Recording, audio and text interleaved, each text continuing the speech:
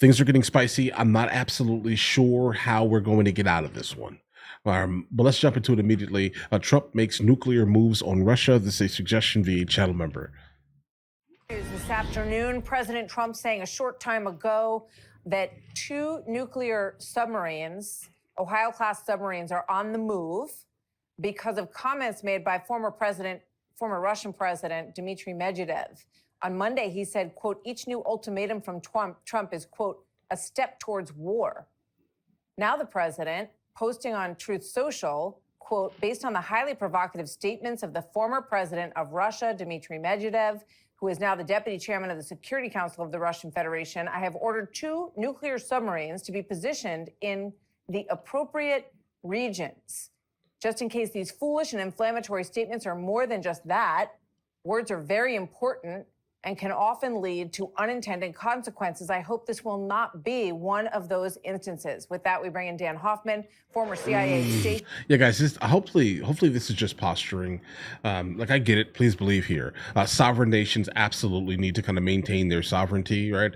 They need to basically say what needs to be said, for their population, let's say. But when you start talking about utilizing any type of nuclear anything, my cheeks kind of clench, guys. I'm sorry. I don't like it, bro. But Chief in Moscow and a Fox News contributor who you all know very well. Dan, thank you very much for being here. What's your reaction to all of this? Hopefully it's just talk. Well, look, finally, this has come to a head. Dmitry Medvedev has made these sort of threats, this rhetorical nuclear brinkmanship, going back to after Russia launched their brutal invasion of Ukraine. He did it because he induced the Biden administration not to give Ukraine the military support that Ukraine needed. Every time Russia threatened nuclear war, the Biden administration was so concerned that they were too afraid to give Ukraine what they needed. So Russia got what they wanted. If anybody studied psychology, it's straight out of Skinner's behaviorism. But the risk that you run with those threats, basically the KGB's handbook, is that we inch towards a potential nuclear conflict, which no one wants. No. And so President Trump is clearly messaging Vladimir Putin that this is irresponsible rhetoric from his deputy national security advisor. He's messaging the Russian army so that we don't have some miscalculation, God forbid. And he's messaging all the other nuclear powers to be responsible with their nuclear arms and not do this. Yeah, these are extraordinary submarines. One Ohio-class sub could nuke 160 cities, according to the assessments. And, I think... Hold the phone here, buddy. Okay, 160 cities. What's the overall range? Well, are they ballistics? They are ballistics. Okay, all right. So that means that they're going to go out. When they're shot up, basically they go into outer space, and then they pick up speed as they're coming down on top of a target. They have the ability to basically hit any target on Earth, guys. That's basically to stay outer space long enough to come down on top of a target, on top of a city. Bro, that is absolutely wild. 160 cities, one singular, and you said 2.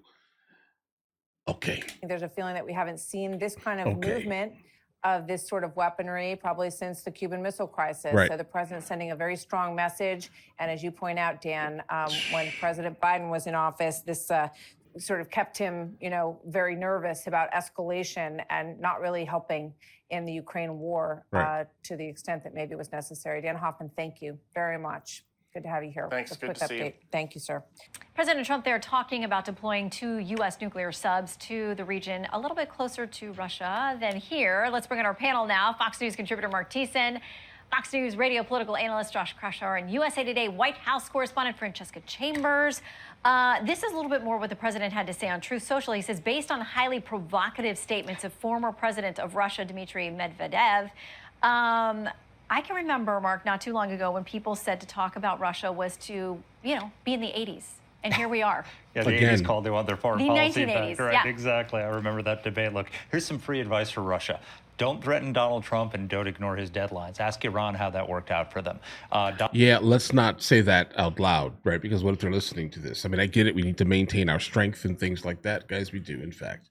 Right? But the last thing we need is for them to react in any like crazy hostile manner, because what did we just do? We sent some absolute madness out there towards them. Donald Trump has made clear that Putin needs to come to the peace table and negotiate, and if he doesn't, there are going to be serious consequences, including arming Ukraine and crushing sanctions and crushing tariffs on his oil industry.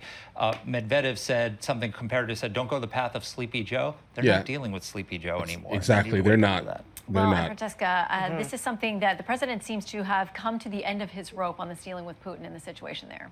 And the comment today, though, was a significant escalation to say that we're going to put these submarines in the area. And by the way, we don't know where they're going to be. He has not said that yet. Compared to what you're describing, which would be sanctions and tariffs on oil, that would make it hard for Putin to continue to prosecute the war against Ukraine. So it's gone beyond, it sounds like, Shannon, the end of his rope and into what seems like new territory, going directly at Russia, not just over the war in Ukraine specifically. Yeah, and Josh, she mentioned sanctions. We still have the Senate and other places debating on what the next level of crackdown is, whether it will work, and if we're sanctioning countries other than Russia for their trade with Russia, the questions of enforcement come up too. Yeah, actions will speak louder than words. Trump does like to get into fights on social media with a whole host of people, but it is, as Mark was saying, very refreshing that his tone towards Russia, he's running out of patience with this ongoing stalling and the fact that they are continuing to attack Ukraine with causing massive numbers of civilian deaths. I think he's lost his patience with Putin. I think the big question, though, is there's a bill in the Senate, the Lindsey Graham, Senator Blumenthal legislation that has been punted a little bit.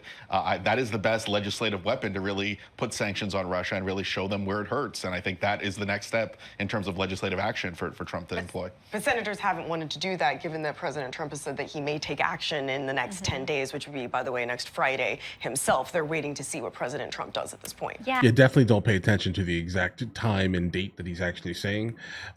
Things could happen, much earlier. You guys look back at Iran. And right now they're debating whether they're going on recess also. So we're all saying they're not going to be here to handle that if they do.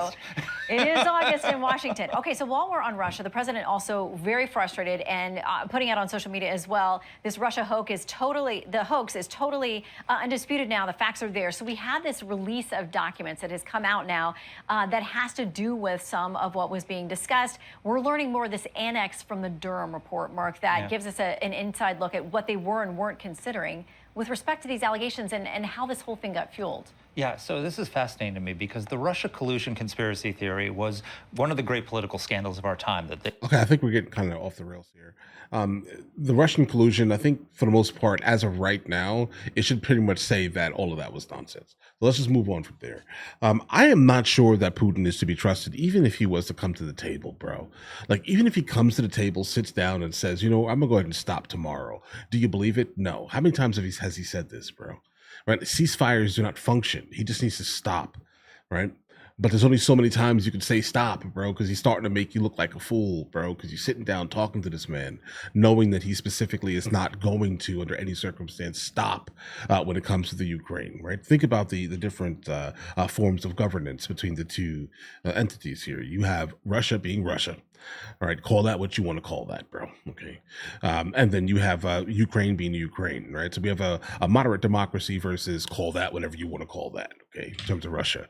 Now, listen, their language is very, very similar. Okay?